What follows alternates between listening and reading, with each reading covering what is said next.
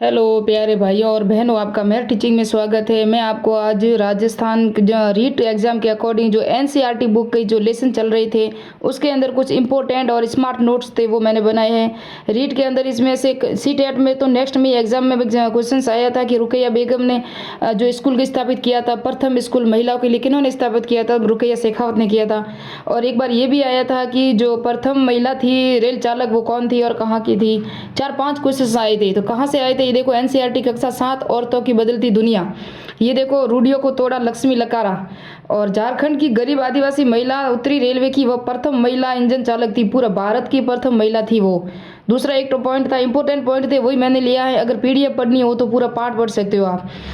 तीसरा पॉइंट है, राज सुंदरी देवी 1800 से 1890 में थी और इन्होंने पश्चिम बंगाल में पैदा हुई थी और 1860 वर्ष की उम्र में ही 60 वर्ष की उम्र आयु में ही बांग्ला भाषा में अपनी आत्मकथा लिखी थी इन्होंने। क्यों? जिस वक्त औरतों को पढ़ाने की सुविधा नहीं थी, फिर भी उन्होंने चुपके से घर में रह के पढ़ाई की थी। इनकी पुस्तक का नाम था अमर जीवन। ये कई बार एग्जाम में, अब की भी सीटेट में भी आया था।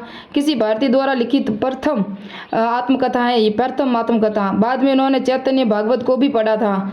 फिर है रमाबाई, जो इसमें लिखा हुआ इंपॉर्टेंट पॉइंट है पाठ का, 1858 से 1922 तक थी। घर पर रहकर पढ़ना लिखना सीखा। इन्होंने पंडित की उपाधि दी की दी इनको किसकी उपाधि दी थी? पंडित की उपाधि दी थी। और क्योंकि ये संस्कृत पढ़ना लिखना जानती थी, लेकिन उनको वो पढ़ाई नहीं करने देते थे घर पे, इसलिए उन्होंने संस्कृत तो पढ़ना आता था, बाकी भाषा नहीं आती थी। उन्होंने 1898 में पुणे में खेड़गांव में मिशन स्थापित किया था, जहां विधवा स्त्रियों और गरीब औरतों को पढ़ने लिखने का स्वतंत्र शिक्षा दी जाती थी। यह मिशन आज भी सक्रिय है। तो खेड़गांव में मिशन विधवा गृह कहते हैं, जो एनसीईआरटी कक्षा 8 में जो आप पढ़ोगे वहाँ वापस रमाबाई का डिटेल से वापस वर्णन मिलेगा, लेकिन ये एनसीईआरटी 7th क्लास की बुक है, इसलिए इसमें मोस्ट पॉइंट ही दिए हुए हैं। तो मिलते हैं। ये देख सकते हो, रुकैया शेखावत हुसैन, लेडी लैंड का सपना। रुकैया शेखावत हुसैन 1880 से और 1932 तक इनकी उर्दू भाषा तो आती थी। ये अमीर परिवार की थी। इनको पढ़ने जो इसके जागीरदार थे, लेकिन इनको बांग्ला व अंग्रेजी भाषा सीखने से रोका गया था। फिर भी इन्होंने बड़े भाई और मदद से अंग्रेजी और बांग्ला भाषा सीखी और आगे लेखिका भी बनी। इन्होंने भी एक कहानी लिखी 1905 में। 25 वर्ष की आयु में इन्होंने अंग्रेजी भाषा में, किस भाषा में? अंग्रेजी भाषा में एक कहानी लिखी जिसका शीर्षक था सुल्ताना का स्वप्न। क्या लिखी थी? सुल्ताना का स्वप्न, ये लिखी थी।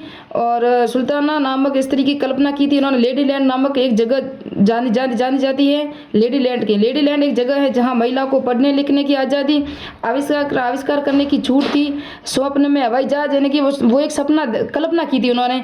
हवाई जहाज बनाने की भी छूट होती थी, वहाँ महिला को हर चीज़ में छूट होती थी, उसकी उन्होंने कल्पना की थी। उस पर उन्होंने पुस्तक लिखी थी, सुल्ताना का स्वप्न। उसके बाद एक और पॉइंट है, 1990 में कोलकाता में लड़कियों के लिए पृथक स्कूल किन्होंने खोला था? रुकैया शेखावत ने 1910 में कोलकाता में खोला था। वर्तमान समय में शिक्षा क्या थी? 1961 में 40%, क्या 40% शिक्षित पुरुष वर्ग थे, जिसमें से लड़कियां महिला कितने थी? सिर्फ 15%। ये एनसीईआरटी के पॉइंट है, इनको अच्छी तरह से याद रखना। फिर 2011 की जनगणना के अनुसार पुरुषों और जहां पुरुषों की संख्या थी 82%, वहीं लड़कियों महिलाओं की संख्या में बढ़ोतरी हुई और 65% हो गई, 65% हो गई। फिर 2014 में ड्रॉप आउट की दर क्या रही? तो ये ड्रॉप आउट का तो कई बार एग्जाम में आया हुआ है।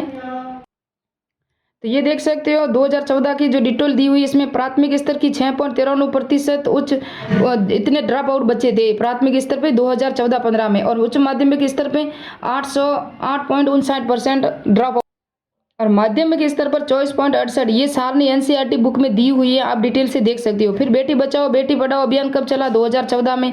अंतर्राष्ट्रीय महिला दिवस कब मनाया जाता है? 8 मार्च को। 14 अगस्त को वाघा के भारत और पाकिस्तान सीमा पर सांस्कृतिक कार्यक्रम आयोजन होता है, 14 अगस्त का दिया हुआ है। ये पाकिस्तान का स्वतंत्रता दिवस है। 2006 को शारीरिक मानसिक घरेलू हिंसा के लिए कानून बनाया गया। और फिर यौन प्रताड़ना 1957 को, 1980 को दहेज व हत्या का कानून बनाया गया। ये सब एनसीईआरटी के पॉइंट थे जो स्मार्ट नोट्स मैंने बनाए हैं। तो मिलते हैं। महिला व जाति सुधार एक और एनसीईआरटी 8 क्लास में पार्ट है, उसके अकॉर्डिंग मैं आपको एक और डिटेल दूंगी, जिसमें रमाबाई भी मिलेगी, राज सुंदराबाई मिलेगी, और स्त्री शिक्षा के लिए जिसने भी पुस्तक लिखी थी वो भी डिटेल में पूरा पढ़ाऊंगी। तो मिलते हैं नेक्स्ट वीडियो में एनसीईआरटी बुक के अकॉर्डिंग, रीड के अकॉर्डिंग।